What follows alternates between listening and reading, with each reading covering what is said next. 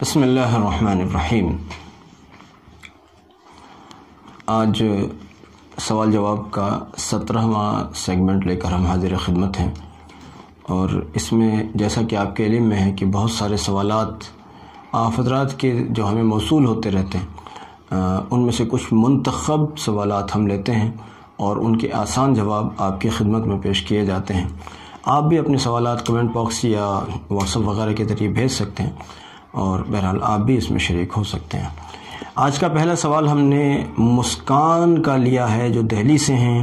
کہتی ہیں کہ جو خون کپڑوں یا بیڈ شیٹ پر لگ جاتا ہے اور دھونے کے بعد بھی اس کے نشان باقی رہ جاتے ہیں، تو وہ کپڑا پاک ہوگا یا نہیں؟ بعض نجاستیں ایسی ہوتی ہیں جو دھلنے کے بعد بھی اپنا رنگ یا اپنا کوئی نشان بہرحال چھوڑے رکھتی ہیں اور وہ نشان نہیں جاتا۔ تو نشان جانا شرط نہیں ہے، اصل تو یہ ہے کہ بس اس کو اچھے سے دھو دیا جائے۔ اگر اس کا نشان اتنا مضبوط ہے کہ وہ نہیں جا رہا ہے تو کوئی بات نہیں ہے، بہرحال اس کو اچھے سے دھونا لازمی ہے، اور پھر اگر اس کا نشان نہیں گیا اور آپ نے اچھے سے دھو لیا ہے تو ان کے ساتھ میں آپ نماز پڑھ سکتے ہیں۔ اگلا سوال شاہنواز صاحب دہلی ہی سے کہتے ہیں کہ مفتی صاحب دریافت یہ کرنا تھا کہ طلاق مغلظہ کس کو کہتے ہیں؟ بھئی طلاق مغلظہ 3 طلاق کو کہتے ہیں۔ اگر آدمی 3 طلاق دیتا ہے تو اس کو کہا جاتا ہے کہ طلاق مغلظہ ہوئی ہے، اور طلاق مغلظہ میں پھر رجوع کی گنجائش نہیں ہوتی۔ اگلا سوال ہے، کہتے ہیں کہ حضرت کلونجی کھانے کا صحیح طریقہ کیا ہے؟ مجھے صحیح طریقہ یعنی کلونجی کھانے کے بارے میں مجھے بہت سے طریقے معلوم ہوئے ہیں جو میں نے تحقیق کی ہے اس پر۔ تو ان میں ایک حکیم صاحب تھے دیوبند میں، ان کے حوالے سے مجھے ایک صاحب نے، جب میں دیوبند پڑھتا تھا اس وقت میں بتایا تھا کہ ان حکیم صاحب کا کہنا یہ تھا کہ ایک چٹکی لی جائے، یعنی ان دونوں انگلیوں کے درمیان میں جتنے دانے آ جائیں وہ لیا جائے اور اس کو منہ میں ڈالا جائے اور اس کو چبایا جائے دانتوں سے، اور اوپر سے پانی وغیرہ جو بھی آپ لینا چاہتے ہیں، پانی یا شہد وہ لے لیں، اور یہ صبح کو ناشتے سے پہلے کریں۔ یعنی ابھی آپ جس کو ہم بولتے ہیں نہار منہ لے لیں، باسی منہ، ابھی کچھ کھایا نہیں ہے آپ نے، تو ایسے وقت میں یہ کلونجی آپ لیں، اور بے شمار فائدے ہیں اس کے، اور طریقے بھی بہت سارے ہیں۔ یہ نہیں کہ صرف یہی ایک طریقہ ہے، یہ بھی ایک طریقہ ہے، اور بھی بہت سارے طریقے لوگ بتاتے ہیں۔ کچھ لوگوں نے پیس کر صفوف بنا کر اس کو شہد میں ملا کر کھانے کا مشورہ دیتے ہیں، کچھ لوگ اس طرح کا مشورہ دیتے ہیں، جو میں اس لیے کوئی متعین طریقہ نہیں کہا جا سکتا۔ بہرحال ایک حکیم صاحب تھے، ان کے حوالے سے مجھے یہ طریقہ ملا تو میں نے آپ کو شیئر کر دیا کہ آپ اس سے فائدہ اٹھائیے۔ بہرحال یہ ہے کہ کلونجی جس بھی طرح سے کھائیں گے انشاءاللہ نفع ہی پائیں گے، کلونجی کھاتے رہیے۔ آج کل جیسے کہ طرح طرح کے وائرس چلتے ہیں اور الٹی سیدھی چیزیں کھان پان میں ہوتی ہیں، جیسا کہ، اور کھان پان بالکل بھی ہمارے یہاں بالکل محفوظ نہیں ہے، کوئی چیز ملاوٹ سے خالی ہو تو بڑی بات ہے۔ تو ایسی صورت میں بیماریوں کا پھیلنا بھی ظاہر سمجھ میں آتا ہے۔ تو ایسی صورت میں تو کلونجی اور شہد اور زمزم، ان تینوں چیزوں کو صدقے کے ساتھ، یعنی صدقہ الگ سے، تو بہرحال اگر صدقے کو بھی شامل کریں تو ان 4 چیزوں کو ہر ایک شخص کو پکڑنا چاہیے۔ کلونجی ہر شخص کو لینی چاہیے، شہد ہر شخص کو لینا چاہیے، اور جناب علی زمزم کا اہتمام بھی کرنا چاہیے ہر ایک کو، اور صدقہ بھی دینا چاہیے۔ ان 4 کاموں کو ہر ایک شخص اپنی ضرورت سمجھ کے کرے۔ آج کل تو جو جتنے بھی فتنے ہیں نا، انشاءاللہ بیماریوں کے لائن کے فتنے، دوسری لائن کے فتنے، اللہ نے چاہا ان سے بچے رہیں گے۔ بہرحال اگلا سوال ہے، کہتے ہیں کہ نافرمان اولاد کو درست کرنے کے لیے کیا کریں؟ مجھے رائے پور کے ایک بزرگ سے ایک عمل ملا تھا اس زمانے میں، اور اس کو اب تک میں سینکڑوں لوگوں پر استعمال میں نے کیا۔ الحمدللہ ہر آدمی آ کر یہ کہتا ہے کہ میرا بیٹا جو بگڑا ہوا تھا، میرا بیٹا جو بڑا نافرمان تھا، میرا بیٹا جو میری سنتا ہی نہیں تھا، اب الحمدللہ وہ ٹھیک ہو گیا ہے۔ اتنا زمانہ ہوا، میرے خیال سے 22 سال کم سے کم ہو گئے ہوں گے، ایک اندازہ۔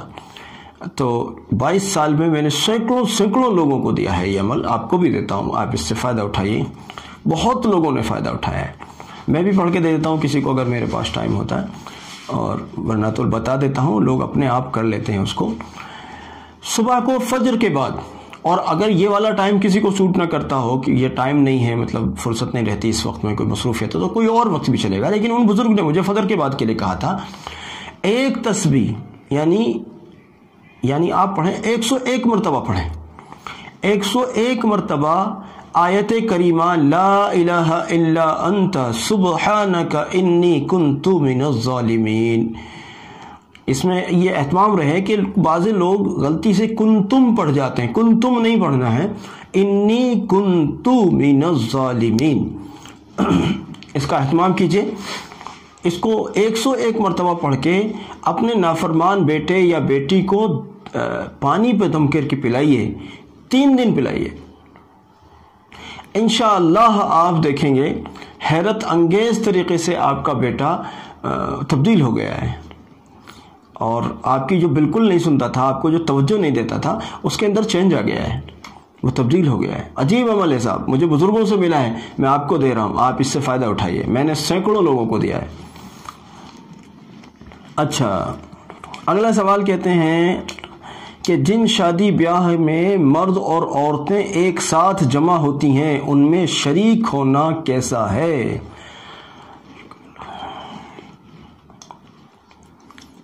اگر عورتوں کو مسجد میں لے آئیں تو جاہل سے جاہل آدمی بھی فتویٰ دے گا کہ مردوں کے ساتھ عورتیں کیسے جمع ہو سکتی ہیں. اور اگر عورتیں سج دھج کر اگر میرج ہوم میں چلے جائیں تو بعضے اپنے کو دیندار کہنے والے لوگ بھی وہاں پہنچ جاتے ہیں.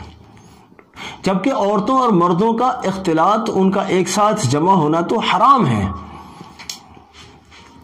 اور گناہ کبیرہ ہے. تعلیمی اداروں میں شریک ہونا بھی اور شادی بیاہ کے خرافاتی ماحول میں شریک ہونا بھی, مرد اور عورتوں کا اختلاط حرام ہے. اب خیر منائے ایسے لوگ جو مرد اور عورتوں کے اختلاط کے ساتھ ایسی بیہودہ شادیاں کرتے ہیں اور پھر دعا کراتے ہیں حضرتوں سے, حضرت دعا کر دیجئے ہماری شادی میں برکت ہو جائے. جہاں پہلے ہی سے فرشتے لعنت بھیج رہے ہوں, جہاں پہلے ہی سے حرام کا ارتکاب ہو رہا ہو, وہاں حضرت جی کی دعا کیا کام کرے گی؟ حضرت جی کی دعا کی بھی ضرورت نہیں ہے. اگر آپ سنت کے مطابق نکاح کرنے پر آ جائیں تو وہاں تو اپنے آپ ہی رحمت برس رہی ہے. اب آپ کسی سے دعا مت بھی لیں, سنت کی برکت اپنے آپ کو ملے گی. بہرحال مرد اور عورتوں کا اختلاط چاہے مسجد میں ہو چاہے میرج ہوم میں ہو, اختلاط حرام ہے.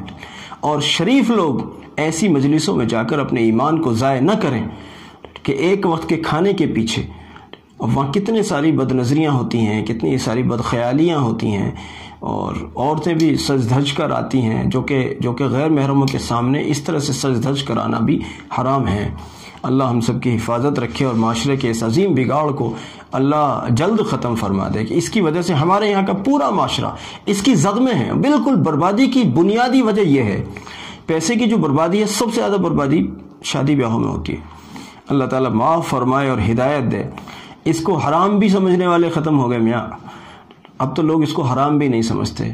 اب تو بعض لوگ جو اپنے کو غلطی سے دیندار کہتے ہیں, ان لوگوں کے یہاں بھی اسی طرح کی شادیاں ہوتی ہیں, جبکہ اس کو تو حرام سمجھنا چاہیے. اور جب گناہ کو گناہ سمجھا جانا, حرام کو حرام سمجھا جانا بند ہو جائے تو پھر علماء نے لکھا ہے کہ پھر کفر کا اندیشہ ہوتا ہے.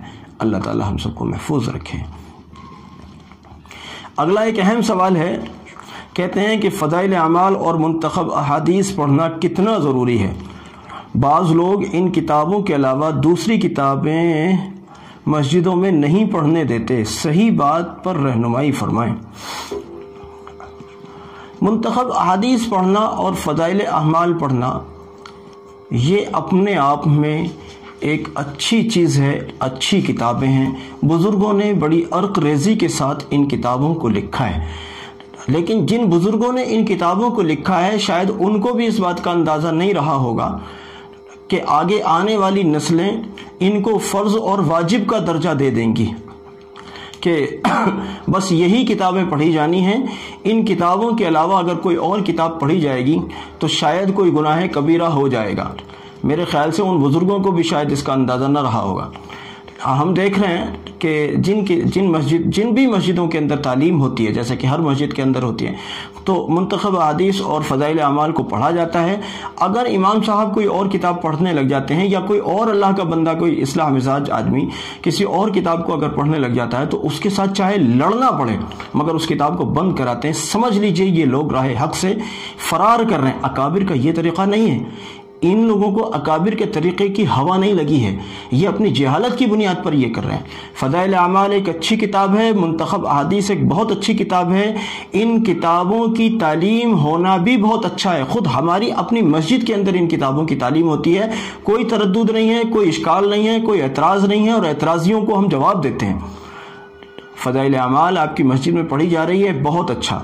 منتخب احادیث پڑھی جا رہی ہے، بہت اچھا، لیکن اس کو فرض یا واجب سمجھ لینا کہ اگر کوئی اور کتاب پڑھی گئی تو گناہ ہو جائے گا، یا کوئی وبال مچ جائے گا، یا کیا ہو جائے گا، اور اس کے لیے چاہے لڑ بھیڑ کر بھی چاہے ان کتابوں کو بند کرنا پڑے، بس یہ گمراہوں کا فعل ہے۔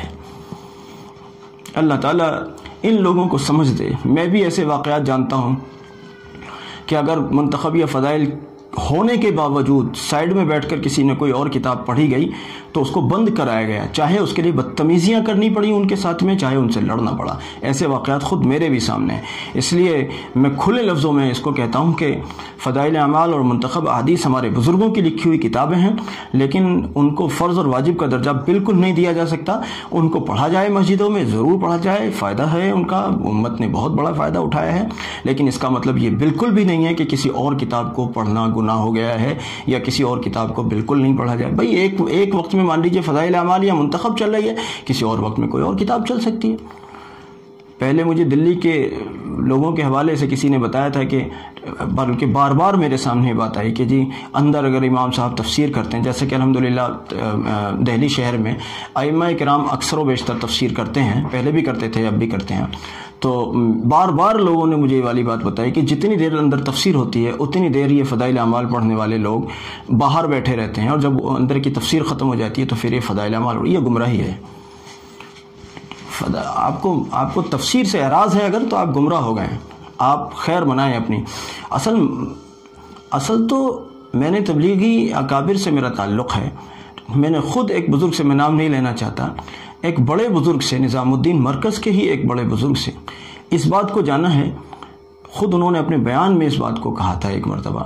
انہوں نے فرمایا، جب کسی نے ان سے پوچھا کہ جی حضرت کیا مسجد میں تفسیر قرآن ہو اور کیا ہم لوگ اس میں شریک ہوں، انہوں نے بڑے تعجب سے کہا، ظاہر بات ہے سوال بھی تعجب کا ہی تھا، لیکن شاید سوال کرنے والوں نے اس لیے کیا ہوگا کہ سب کے علم میں آ جائے بات۔ انہوں نے کہا مقصد ہی قرآن تک لانا ہے، مقصد ہی قرآن تک لانا ہے۔ ہمارے اکابر نے لاکھوں کروڑوں کتابیں لکھی ہیں، صرف فضائل اعمال یا منتخب صرف نہیں لکھی، ان کے علاوہ بھی کروڑوں کتابیں لکھی گئی ہیں۔ منتخب پڑھی جاتی ہے، ہماری اپنی مسجد میں پڑھی جاتی ہے، اور ہماری اپنی تائید کے ساتھ پڑھی جاتی ہے، کوئی مسئلہ نہیں ہے الحمدللہ۔ فضائل اعمال ہماری اپنی مسجد میں ہماری تائید کے ساتھ پڑھی جاتی ہے۔ خود میں جب یہ ہماری نئی مسجد بنی تھی، خود میں خرید کر لایا تھا بازار سے، اور ابھی میں نے امام صاحب کو بولا، وہ خرید کر لائے ہیں، اور کوئی مسئلہ نہیں ہے، پڑھی بھی جاتی ہے، لیکن ایسا نہیں ہے کہ کوئی اور کتاب نہیں پڑھی جائے گی۔ ہماری اپنی مسجد میں بعض اوقات موقع بموقع، جیسے بقرعید کے موقع پر بقرعید کے مسائل کی ضرورت پڑ رہی تو بقرعید کے مسائل پڑھے جاتے ہیں، یا اور کسی موقع پر کوئی اور موقع ہوتا ہے رمضان شریف میں، تو رمضان شریف سے متعلق چیزیں پڑھی جاتی ہیں، جیسے زکوٰۃ کے مسائل ہیں، صدقہ فطر کے مسائل ہیں، یا روزے کو توڑنے اور جوڑنے والے مسائل ہیں، تو وہ ہمارے یہاں پڑھا جاتا ہے، کوئی تردد نہیں کہ نہ ہم کسی کے اشکال کو کوئی اہمیت دیتے ہیں۔ ہمارے یہاں یہ ہے، ہم فضائل اعمال اور منتخب کو اللہ والوں کی اور بزرگوں کی کتاب تسلیم کرتے ہیں اور اچھی کتابیں مانتے ہیں، اور ہمارے یہاں پڑھی جاتی ہے، لیکن اس کا مطلب یہ نہیں ہے کہ کوئی اور کتاب نہیں پڑھی جائے گی۔ نہیں، ضرورت پڑنے پر اور کتابیں بھی پڑھی جائیں گی اور پڑھی جانی چاہیے۔ یہ ہمارے علماء کی کمی ہے، جو علماء کرام نے اپنے آپ کو سرنڈر کر دیا ہے۔ حق کے سامنے سرنڈر کرنا چاہیے، اور اگر کچھ لوگ اگر حق کے مقابلے میں آ جائیں تو ان کے سامنے سرنڈر نہیں ہونا چاہیے، چاہے آپ کو اپنی قربانی دینی پڑ جائے، کوئی بڑی بات نہیں ہے، حق کے لیے دنیا قربان ہوتی آئی ہے۔ ہاں، بات تھوڑی سی لمبی ہو گئی۔ لیکوریا کے بارے میں کہتے ہیں کہ جی مستقل جاتا ہے، لیکوریا مستقل جاتا ہے، تو وضو اور غسل کا کیا حکم ہے؟ بھائی وضو ٹوٹ جاتا ہے، غسل نہیں ٹوٹتا۔ لکوریا اگر جاتا ہے تو اس سے وضو ٹوٹ جاتا ہے اور غسل نہیں ٹوٹتا، اس لیے غسل دہرانے کی ضرورت نہیں ہے۔